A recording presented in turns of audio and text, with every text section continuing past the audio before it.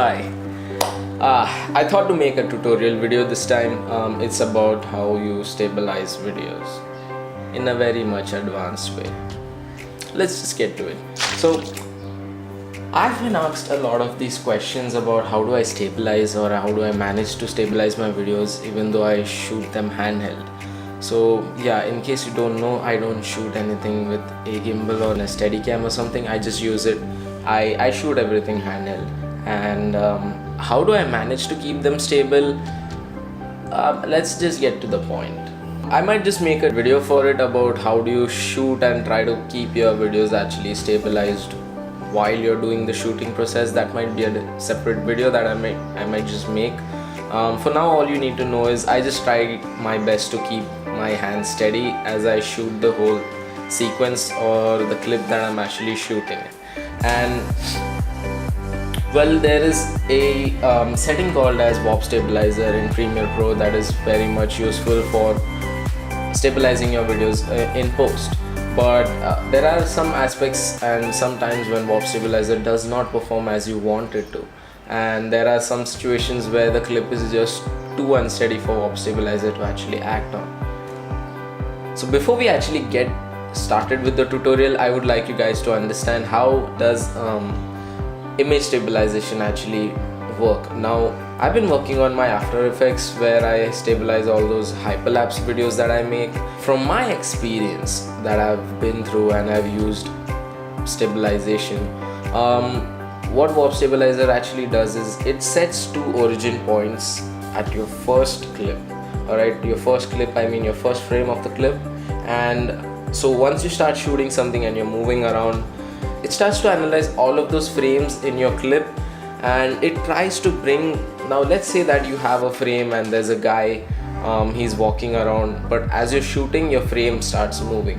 So let's say there's a background, there's a tree, there's a house, there's a nice house, tree wouldn't be, yeah, so there's a nice house behind the guy and the guy is moving, but since it's a handheld shot, your whole camera tends to move around. Now what happens is in once you put on Warp Stabilizer, it's gonna just choose a steady clip considering the whole scenario. So that's kind of a bit of AI into it. It chooses its own origin point. Alright, you don't have the freedom to do that. So it will set its own origin points, and in this case it might just choose maybe two edges of the house or something like that, which is considerably stable than the subject that's moving. And what it will do is as the frames keep clicking, it's going to try to move those frames back into their original place so that your subject remains focused and your whole background is now looking steady. But in the process, what it's going to do is it's going to in the end crop the whole video from its initial state. So let's say that you shoot a clip at 1920 by 1080 resolution, and when you Warp Stabilize it, you will find that your clip is now a bit zoomed and you cannot actually get back that detail which is left. So that's a drawback when you come to digital stabilization. You'll understand it better when I actually do it in my tutorial. Alright, so for actually considering this whole scenario, what I'm going to do is let's just open Premiere Pro, right? And here I have a set of clips. There was one I shot in this trek that I'd been to last Sunday. It's a vertical video because I shot it on my iPhone. And then for the advanced version, I'm going to consider this clip. This was from my Spiti video. Just feel free to pause right now. Just go check out this video I made on Spiti Valley. That's I guess 3 months back or so. Yeah, it's gone pretty viral on my Instagram though. But yeah, just check that out because this clip is very much relevant to the whole tutorial that's gonna happen now. So I'm gonna consider these two clips, alright, and here's what they become. Now let's just watch this clip, alright, and here's what it becomes after I do the whole procedure. Alright, if you find it difficult to understand, here's the whole comparison. So you can see that in the left one, that was the initial raw clip, where you can understand that the whole clip was actually panning. So I used the hyperlapse mode in the iPhone to actually create a small time lapse out of it. So my friend Mayur was just standing at the same spot with his umbrella open, and there was this whole fog which was blasting through his face. So I captured that whole scenario, but I realized that my phone was actually moving upside down, I mean from down to up and up to down, and yeah, slightly directional as well. So you can see it in the post that the video is now stable in the right. Now you would obviously say that you just use Warp Stabilizer on it, so let's just do one thing. Okay, so what I do now is I will Warp Stabilize this, since I had actually applied it but not done it. Let me just stabilize it. I had already nested it, so there's no problem for me to actually nest it again.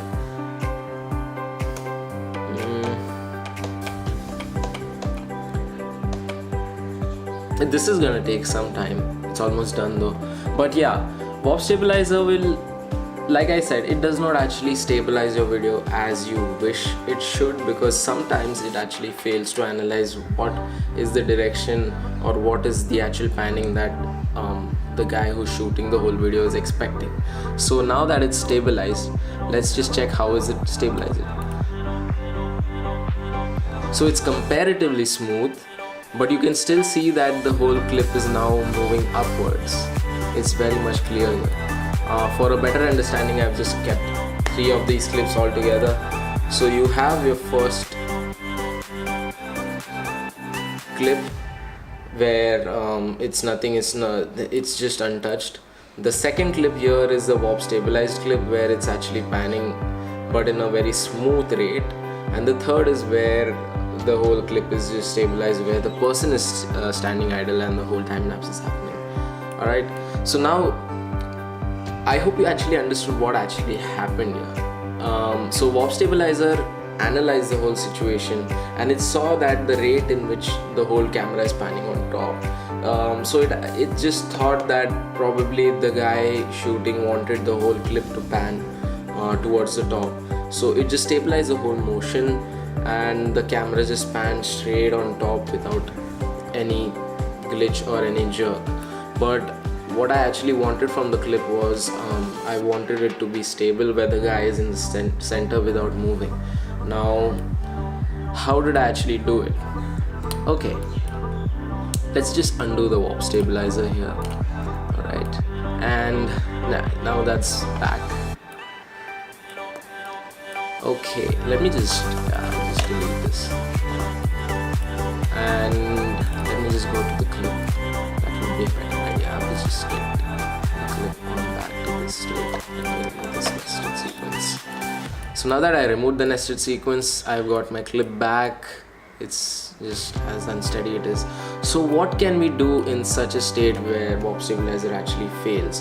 Now, I think I might call this this little situation or this little method as an advanced Warp Stabilizing method or Warp Stabilization method. So here's what I'm gonna do. Here's what we are gonna do. So now what we're gonna do is we will actually try to stabilize the whole video by ourselves manually. And in order to do that, here's a very brilliant option which Premiere Pro has provided us with. It's called key points. Alright, so you key the whole video. You try to bring back each frame by frame to the original position of the person who's standing over there. But by this, what I mean is, let me just make it more clear to you now. So I have this whole clip, and each frame, as it keeps moving, you can see that it's directional to it's moving in a certain direction up to a certain time interval, and then it starts switching its direction. So what we are going to do is we are going to key it from the position where it started to the position where it actually moved till in the first direction, and now I'm going to keyframe it such that it's coming back to its original position. So what we can do here is, first we might just get a small clip out of it. Alright, so in order to do that, first you might just hit Alt and duplicate this whole frame. Sorry, it didn't duplicate. Alright, so now that we have 2 frames here, what I will do is I will just take a small piece of it. Alright, so first 2 frames would be just enough, and I will cut off this. Now what we will do is I'm going to reduce the opacity of the clip which I want to edit. So that's my first clip right here, and I'm going to reduce its opacity. To understand better about its position, I'm just going to remove the animation here. Let's just say I made it 50%. Right now, well, in the start the clip you won't find any difference because they both are running at the same speed. Well, now what I want to do is I will analyze this whole situation till where did the clip stay stable and where did it start moving. So I can see that the clip is now moving from here, right about here. So I will click on this clip, I will hit on the stopwatch option right here. So it just created a small keyframe for me of this clip. Now it's set a base point, an origin, let's say an origin, and now this is going to be my origin. So till here there's no actual problem with the clip. Alright, let's just consider that there's no problem. You can see there's a very slight difference between the position, so it's horizontally changed, so I will consider it to be kind of okay. So once we are actually done with the whole keyframing, and when I do the warp stabilization, this problem won't occur, which we can see right now. Now the next thing we are going to do is we are going to position that second clip to the place where this whole clip stopped moving to a single direction, which is right about here. Alright, so it was moving in a towards the top left position diagonally. So I'm gonna now switch this whole clip to that position, and now you can see that there's a big difference in it. So what are we going to do now is I'm going to adjust this position here. So now that the horizontal position is set, I'm going to change the vertical position. So you can now see that they are both matching. They are planes and the subject is back to its original position. And now what we are going to do is we're going to do the same thing again and again.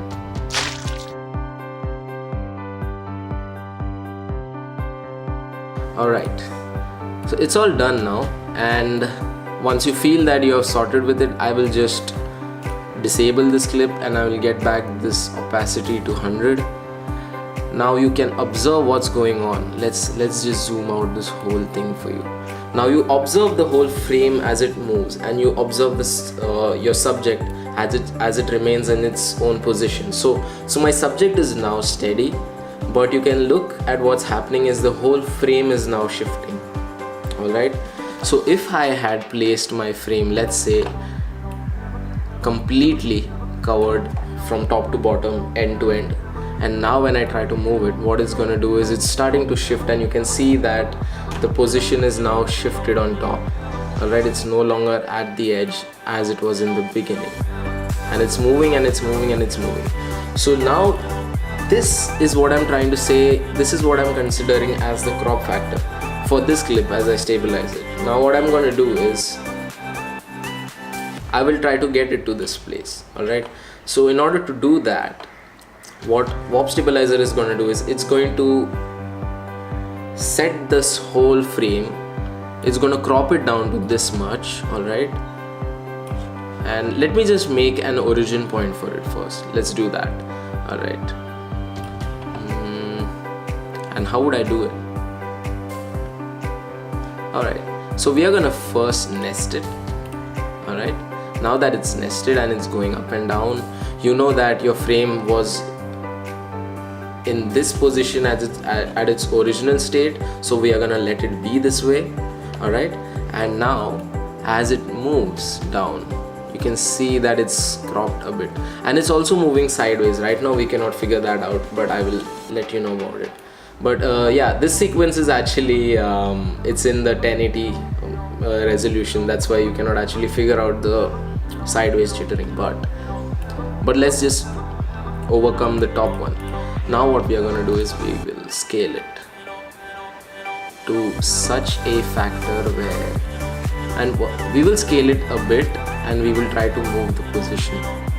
Now that I know it's almost there,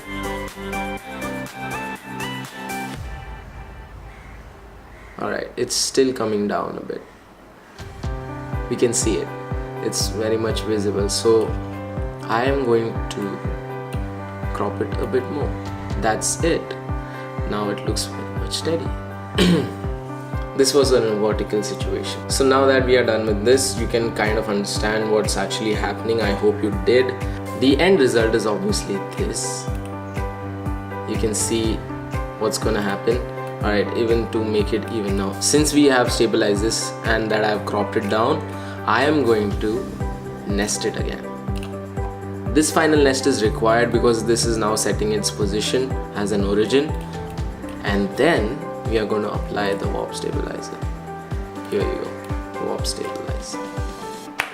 This is now going to do the trick for the warp stabilizer to actually understand that alright, my subject is now in the center and what I actually want to stabilize is this whole scenario and not a panning from down to up.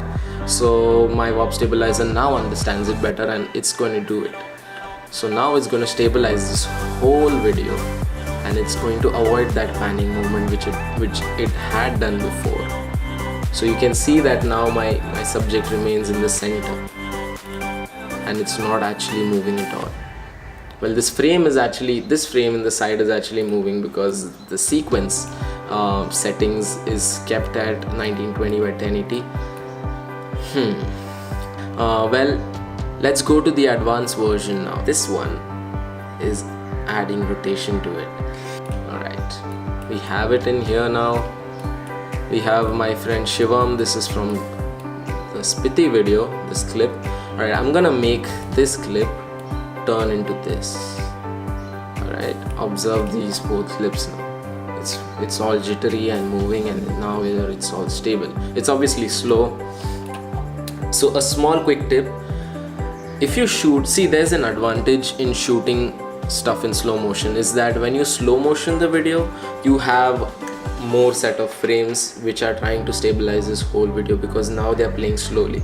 When it's playing in a fast motion, and let me just drag it up here. Alright, let me just drag it here. Alright, and I make a copy of this. Now I will reduce its speed to 50. Now you observe both of these clips which are going to be played. Tell me, doesn't the second clip seem much more stable than the first? It does. Alright, so that's what the slow motion part helps in while stabilizing. Well, that's why people try to shoot in a higher frame rate, so when they actually make a slow motion, it automatically try to make it a bit steady. Alright, so now that I've got it into a slower motion, I can just delete this one. Alright, so now what we are going to do next is I'm going to use the same method which I did, and now we are going to do the same thing. Alright, it's gonna be, the first time I actually tried it out, I was so excited about it because I just figured out something very much manual, and it just kept me more interested into it because as I kept stabilizing it, I actually started understanding how does the stabilization method actually work. Well, yeah, so now that I have the first clip, the first origin over here, now that we know we are going to use rotation into it, I'm going to add a rotation stopwatch as well. Okay,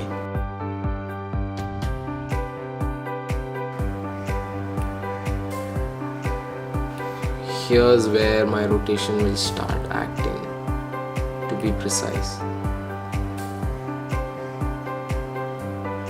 Try to bring his leg as close as I can get.